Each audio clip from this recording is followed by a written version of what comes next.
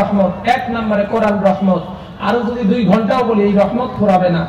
1 নম্বরে কোরআন, 2 নম্বরে নবীজি, আর 3 নম্বরে পিতামাতা। আল্লাযী আরসালাহু বিল হাক্কি বাশীরাও ওয়া নাযীরা وداعيا إلى الله بإذنه وسراجا وقمرا منيرا فقد قال الله تعالى في كلامه المجيد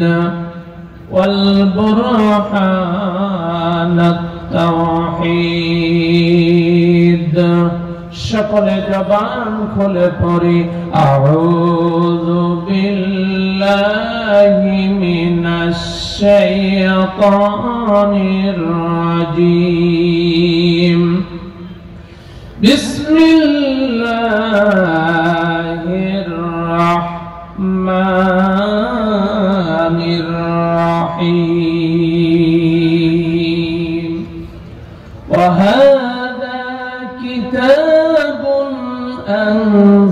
أنزلناه مبارك فاتبعوه واتقوا لعلكم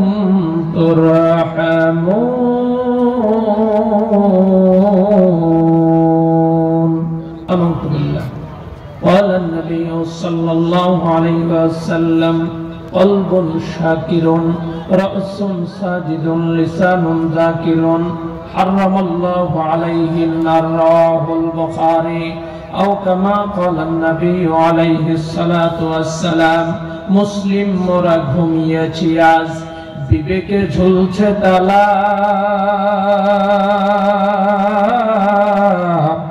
রক্ত মোদের হয়েছে শিথিল পাপে অন্তর কালা আসছে পথে আধার নেমে তাই বলে কি রইবে থেমে বারে বারে জ্বলবে বাতি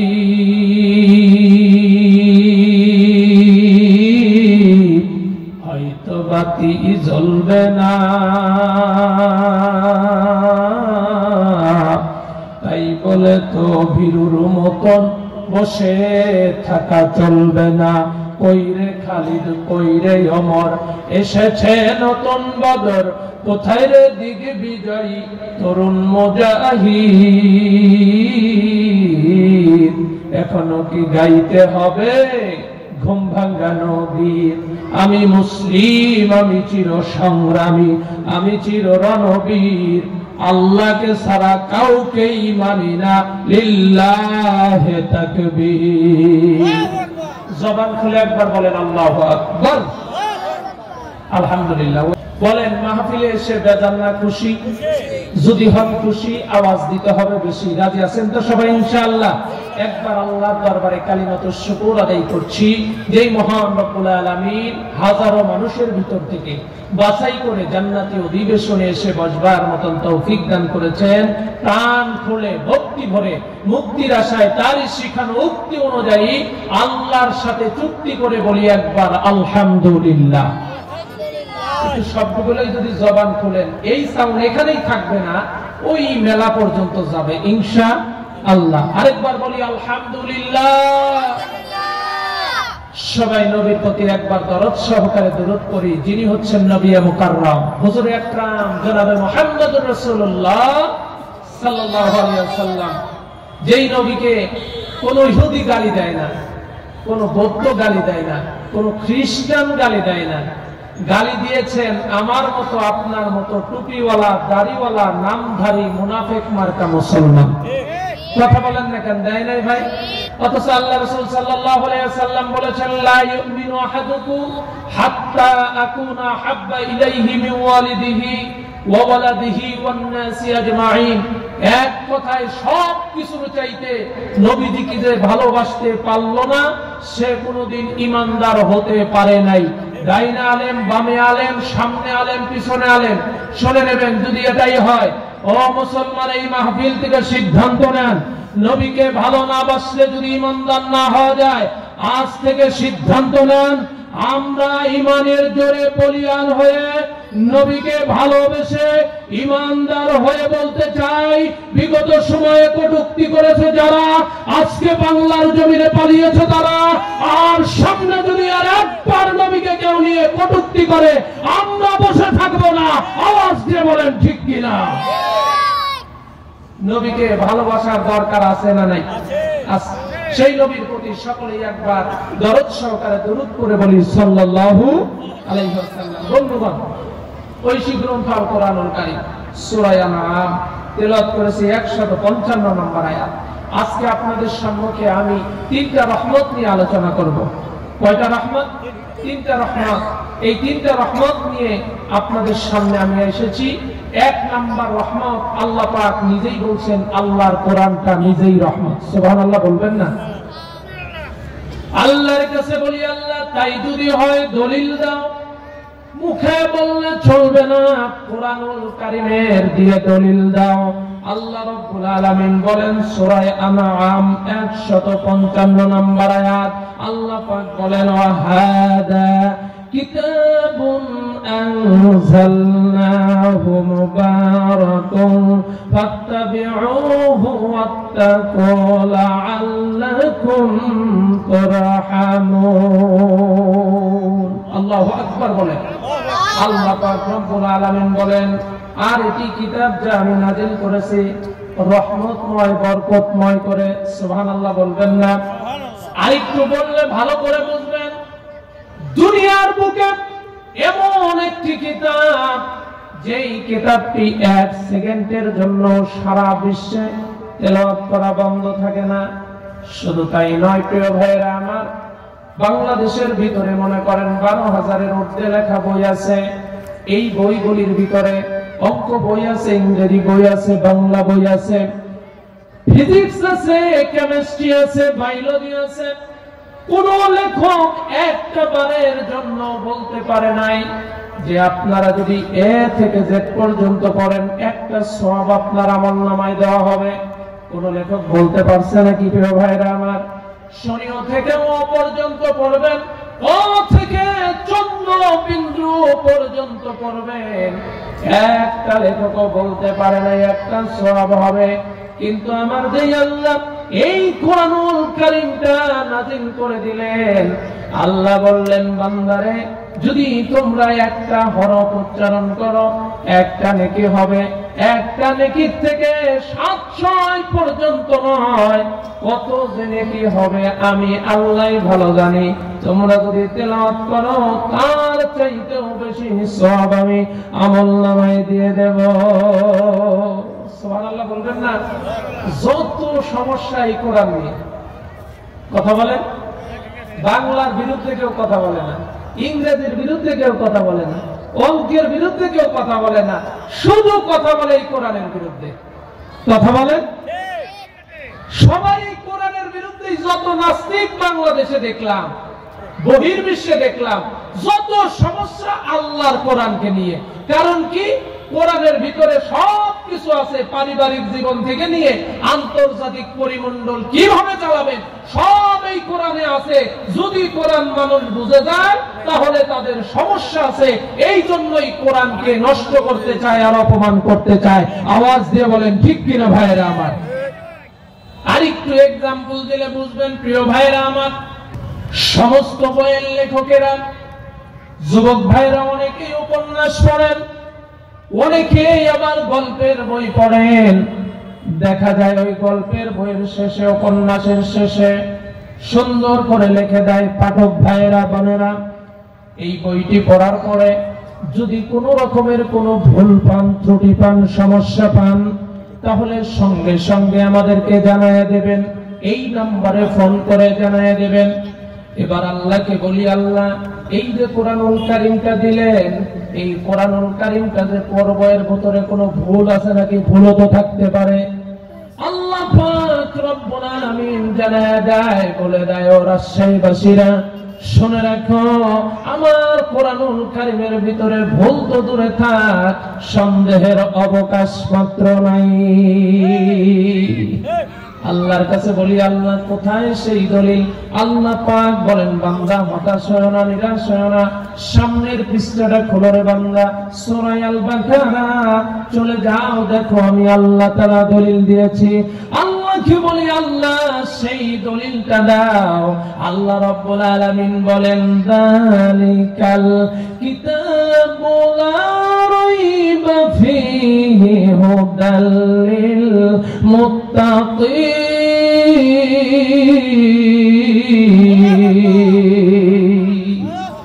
আল্লাহ পাক বলছেন, এই কিতাবের ভিতরে ভুল তো দূরে থাক, সন্দেহের অবকাশ মাত্র নেই।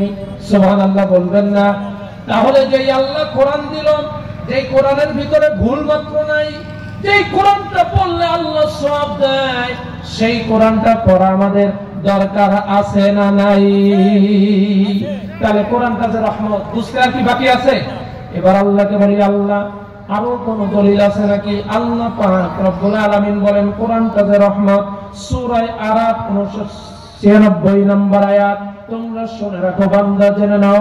আল্লাহ রাব্বুল আলামিন বলেন, ওয়ালাউ আন্না আহলাল কুরা আমানু ওয়াত্তাকাউ লাফাতাহনা আলাইহিম বারাকাতিন মিনাস সামাই ওয়াল আরদ।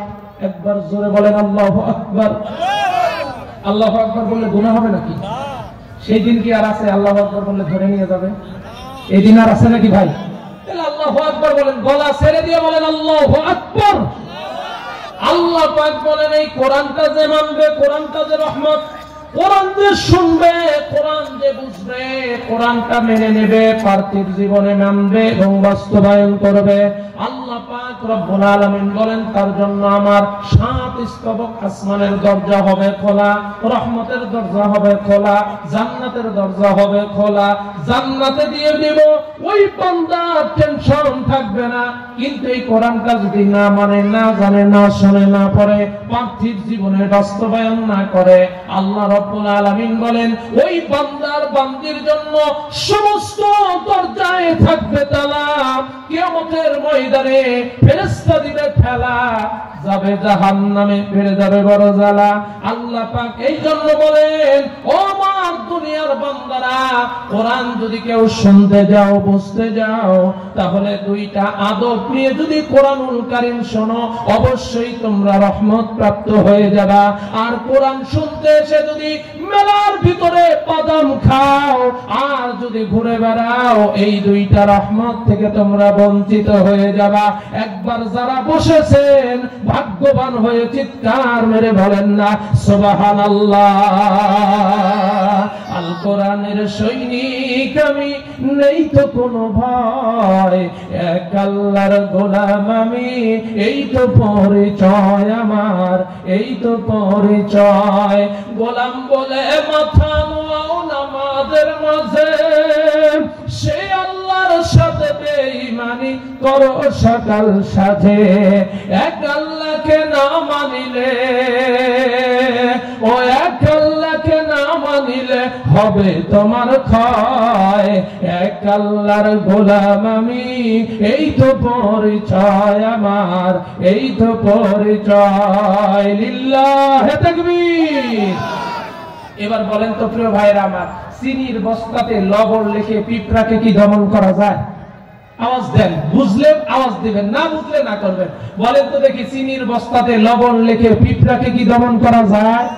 চিনির বস্তাতে লবণ লিখে যেমন পিঁপড়াকে দমন করা যায় না, ঠিক তেমনি হাঙ্গা দাঙ্গা হামলা মামলা করে, তাফসীর মাহফিল বন্ধ করে কোরআন প্রেমিকদের কোরআনের পথ থেকে আলাদা করা যায় না, বরং তোমরাই আলাদা হয়ে যাবা। আওয়াজ দিয়ে বলেন ঠিক কিনা? কোরআনের পক্ষে থাকা আমাদের দরকার আছে না নাই? কোরআনের পক্ষে থাকলে লাভ না লস? লাভ আছে না? কোরআনের পক্ষে যারা জান্নাতি হবে তারা একবার আওয়াজ দিয়ে বলেন দেখি মারহাবা আপনারা। আল্লাহকে বলি, আল্লাহ রহমত প্রাপ্ত হব সত্যিই নাকি? কি 2টা আদব মানতে হবে? আল্লাহ রাব্বুল আলামিন সূরা আরাফ 204 নম্বর আয়াতে জানায় দেন, ওয়া ইযা কুরিয়াল কুরআনু ফাসতামিউ লাহু ওয়া আনসিতু লাআল্লাকুম তুরহামুন।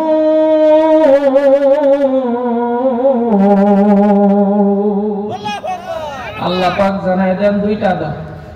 এক নম্বর আদব, তোমরা হট্টগোল করবা না, আর দুই নম্বর আদব, চুপ করে তোমরা কোরআনুল কারীম শুনবা। তাহলে কি হবে? আল্লাহ পাক বলেন লাআল্লাকুম তুরহামুন, তাহলে তোমরা রহমত প্রাপ্ত হয়ে যাবা। একবার চিৎকার মেরে বলা যাবে কিনা সুবহানাল্লাহ? আল্লাহ কি বলি, আল্লাহ তোমার কোরআন তো কতজনেই নষ্ট করে দিতে চাইলো, কতজন কত ধরনের ষড়যন্ত্র করলো। আমরা যেদিকে তাকাই শুধু কোরআনের বিরুদ্ধে ষড়যন্ত্র। আপনি ইন্ডিয়ার দিকে তাকান, কোরআন দেখতে পারে না। চায়নার দিকে তাকান, চায়নার নাস্তিকরা কোরআন দেখতে পারে না। আপনি আফ্রিকার দিকে তাকান, যেখানেই তাকাবেন, যেদিকেই তাকাবেন, বাংলাদেশেরও কিছু নাস্তিক আছে, কোরআনটাকে মূল্যায়ন করে না। এবার বলি আল্লাহ, সবাই মিলে যদি এই কোরআনের বিপক্ষে যায়, কোরআনের বিপক্ষে লেগে যায়, তাহলে কি কোনো সমস্যা আছে নাকি? কোরআনটা তারা বাদ দিয়ে দিতে পারবে নাকি? আল্লাহ পাক বলেন, পৃথিবীর শুরু লগ্ন থেকে যারা চেষ্টা করেছে ইসলামকে হটাও, ইসলাম বাদ দিয়ে দাও, পারে নাই। কোরআনটাকে বাদ দিয়ে দেওয়ার জন্য যে নাস্তিকেরা চেষ্টা করে, তারাও কোনোদিন পারবে না। আল্লাহ কেন পারবে না?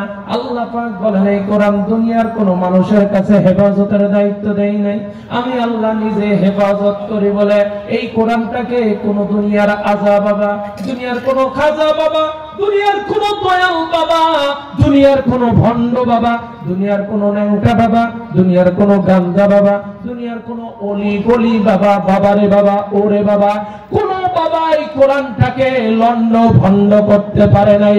আমি আল্লাহ হেফাজত করি বলে যেমন কোরআন তেমনই আছে। এই কোরআনের বিপক্ষে যারাই যাবে তারাই শেষ হয়ে যাবে, আর কোরআনের পক্ষের লোক বিজয় অর্জন করে আমার জান্নাতে যাবে। আল্লাহকে বলি, আল্লাহ সেই দলিল তো।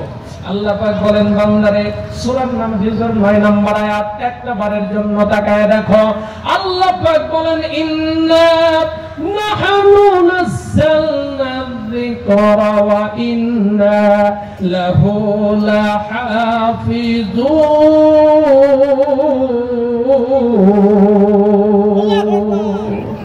একটু জোরে বলেন আল্লাহু আকবার। আল্লাহ পাক বলছেন, নিজেই হেফাজত করি বলি। আল্লাহ পাক বলেন, আমি নিজেই হেফাজত করি। আরেকটু এক্সাম্পল দেই, দুনিয়ার একটা এক্সাম্পল দেই, বলেন তো দেখি প্রিয় ভাইরা আমার। এই যে মোবাইল চালাই কেউ, এই কেউ বা চালাই স্যামসাং, কেউ বা চালাই নোকিয়া, কেউ বা চালাই ডিজিটাল, যে যে ফোন ইউজ করি না কেন, এবার এই ফোনটা কিনলেন যখন, 5টা মূল্যবান জিনিস আপনারা দিল তখন, 1 নম্বরে মোবাইল, 2 নম্বরে ব্যাটারি, 3 নম্বরে চার্জার, 4 নম্বরে ইয়ারফোন, আর 5 নম্বরে একটা ছোট্ট ইংরেজিতে লেখা বই। ওই বইটার কাজ কি প্রিয় ভাইরা আমার? আমরা মোবাইল কেনার পরে ওই বইটার ভিতরে লেখা, ওই বইটা হলো কোরআনের জন্য সংবিধান। ওই মোবাইলটা কোন বাটনে চাপ দিলে রিংটোন বাজবে, কোন বাটনে চাপ দিলে রিংটোন অফ হবে, কোন বাটনে চাপ দিলে আপনি কল ধরতে পারবেন, কোন বাটনে চাপ দিলে কলটা যাবে। কিন্তু প্রিয় ভাইরা আমার, এবার বলেন তো দেখি, এই হাতে নিলাম স্যামসাংয়ের মোবাইল, আর এই হাতে নিলাম নোকিয়ার ক্যাটালগ। এবার নোকিয়ার ক্যাটালগ দেখে কি স্যামসাং ফোন চালানো যাবে? এটা আওয়াজ দিয়ে বলেন, স্যামসাং চালানো যাবে? স্যামসাংয়ের ক্যাটালগ দিয়ে যেমন নোকিয়া ফোন চালানো যাবে না, নোকিয়া ফোনের ক্যাটালগ দিয়ে যেমন স্যামসাং মোবাইল চালাতে পারবেন না। আল্লাহ তাআলা ডাক দিয়ে বলে, হে মানব মণ্ডলীরা, তোমরা কেন বোঝো না?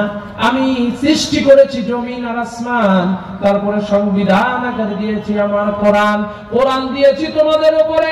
এই কোরআন বাদ দিয়া, মানুষের মতদর্শ দিয়া ঠিক তেমনি ভাবে আমার রাষ্ট্র পরিচালনা করা যাবে না। সুবহানাল্লাহ বলবেন না? বুঝতে পারতেছেন কি আপনারা? তাহলে বলেন তো দেখি, সংবিধান যদি আল্লাহর কোরআন হয়, নাই কি কোরআনে? আপনি টয়লেটে যাবেন, সেইটাও ব্যবস্থা আছে। আপনি ঘুমাবেন, সেই দোয়াও কোরআনে আছে। নাই কি? আপনি কি চান কোরআনে? বলে যে হুজুররা কোরআনের কথা বললেই খালি রাজনীতি করে। কোরআনটা পুরাটাই রাজনীতি, আলিফ থেকে শুরু করে ইয়া পর্যন্ত যা বলবেন সব আল্লাহর বিধি রাজনীতি। আল্লাহু আকবার বলেন। এই কোরআন ভালো লাগে না কাদের? বলেন তো দেখি, কোরআনটা ভালো লাগবে না কাদের? এই কোরআনের বিপক্ষের লোকদের কোরআন ভালো লাগবে না, আর কোরআনের পক্ষের লোকদের ভালো লাগবে। সুবহানাল্লাহ বলেন। প্রিয় ভাইরা আমার, আরেকটু বুঝাই, নৌকার মাঝি কোনোদিন প্লেন চালাইতে পারবে নাকি? কারণ নৌকার মাঝি কোনোদিন জানেনি না প্লেনের কোন সুইচে চাপ দিলে প্লেনটা আসমানের দিকে উড়বে। নৌকার মাঝি জানেই না কোন সুইচে চাপ দিলে বিমানটা ল্যান্ড হবে। প্রিয় ভাইরা আমার, নৌকার মাঝি যেমন বিমান চালাইতে পারে না, বিমানের পাইলট যেমন নৌকা চালাইতে পারে না, ঠিক তেমনি মানুষের মতাদর্শ দিয়া আল্লাহর জমিন কখনোই পরিচালিত হলে শান্তির আশা করা যায় না। আর একটু ভালো করে বুঝাই, প্রিয় ভাইরা আমার, কোরআনটা যে রহমত। পৃথিবীর ভিতরে কত বই আছে, কেউ আজ পর্যন্ত সব মুখস্থ বলতে পারে নাই। আমার ডাইনে আলেম, বামে আলেম, হাজার হাজার হুজুরদের ওস্তাদ, হাজার হাজার ছাত্রদের ওস্তাদ। এই ছোট্ট ছোট্ট ছাত্ররা দেখবেন 12 বছরের 10 বছরের সন্তান জিজ্ঞাসা করবেন, বাবা তুমি পড়ো কি? বলবে যে হুজুর আমি কোরআনের হাফেজ হয়ে গিয়েছি, আমি কোরআনটা পড়তে পারি। বলেন তো দেখি প্রিয় ভাইরা আমার, ছোট্ট ছোট্ট কত কোটি বই আছে, কিতাব আছে, কেউ কোনোদিন মুখস্থ রাখতে পারলো না।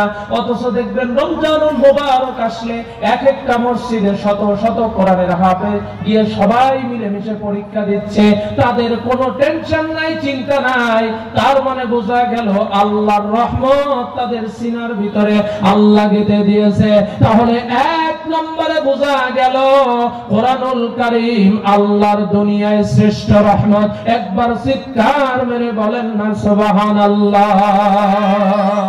প্রিয় ভাইরা আমার, আরেকটু এক্সাম্পল দেই, সময় শেষ। আরেকটু এক্সাম্পল দেই আপনার কাছে। আল্লাহকে বলি, আল্লাহ কোরআন যদি না মানি, না পড়ি, তাহলে কোনো আযাব আছে নাকি? আল্লাহ পাক রব্বুল আলামিন বলেন সূরা আরাফ 40 নম্বর আয়াত, আল্লাহ পাক বলেন ইন্নাল্লাযীনা কাযযাবু বিআয়াতিনা ওয়াস্তাকবারু আনহা লা তুফাত্তাহু লাহুম আবওয়াবুস সামাই ওয়া লা ইয়াদখুলুনাল জান্নাতা হাত্তা ইয়ালিজাল জামালু ফি সাম্মিল খিয়াত। আল্লাহু আকবার। আল্লাহ পাক বলেন, ও বান্দারা, আমার কোরআনটা যদি না মানো, আমার কোনো লস নাই, আমার কোনো ক্ষতি নাই। আল্লাহ কি কোনো ক্ষতি আছে? আল্লাহ পাক বলছেন একটা সূচের ছিদ্র দিয়া উট প্রবেশ করা যেমন অসম্ভব ব্যাপার, আমার কোরআনুল কারীমের আইন বাদ দিয়া, কোরআন বাদ দিয়া আমার জান্নাতে যাওয়া ঠিক তেমনি অসম্ভব ব্যাপার। তাহলে বলেন তো প্রিয় ভাইয়েরা আমার, আল্লাহ যদি বলে আমার কোরআন ছাড়া জান্নাতে যাওয়া যাবে না, তাহলে কোরআন ছাড়া আমাদের কোনো উপায় থাকবে না। এবার আসেন আরেকটু এক্সাম্পল দেই। প্রিয় ভাইয়েরা আমার, আল্লাহ পাককে বলি, আল্লাহ আরো কোনো আযাব আছে নাকি? আল্লাহ রাব্বুল আলামিন ডাক দিয়ে বলেন, দুনিয়ার বান্দারা তোমরা কোরআনুল কারীমটা খুলে নাও। সূরা তাহা 124 নম্বর আয়াত, 125 নম্বর আয়াত, 126 নম্বর আয়াত। আল্লাহ পাক বলেন, আমান আরাদা আন যিকরি ফা ইন্না লাহু মাঈশাতান দানকা ওয়া নাহশুরুহু ইয়াওমাল কিয়ামাতি আ'মা। আল্লাহু আকবার। আল্লাহ পাক গঙ্গা শব্দের অর্থ দুইটা বুঝিয়েছেন প্রিয় ভাইরা আমার। এক নম্বরে আল্লাহ পাক তার জীবনটাকে সংকীর্ণ করে দেবেন। দেখবেন দুনিয়ার ভিতরে এক কলমের খোসা ইনকাম করেছে 2 লাখ, সকালে বিকালে খরচ হয়েছে 3 লাখ, রাতে ঘুম নাই। দেখবেন একটা গরিব মানুষ ভ্যান চালায়, রাস্তার উপরে মাথা দিয়া ওই সিটের উপরে হেলান দিয়া ঘুমাইছে, কোনো টেনশন নাই। জিজ্ঞাসা করবেন, ভাই রে তুমি এইভাবে ঘুমাও কেমনে? 7 তলার ভিতরে ঘুমাই, তাও তো ঘুম ধরে না। ডাক দিয়ে বলবে, তোমার কে আছে জানি না, আমার কোনো টেনশন নেই, চিন্তা নাই, আমার মাথার উপরে আমার রব আছে, আমার আল্লাহ। একবার জোরে জোরে বলেন না সুবহানাল্লাহ। বলেন তো দেখি আমার আপনার রবকে।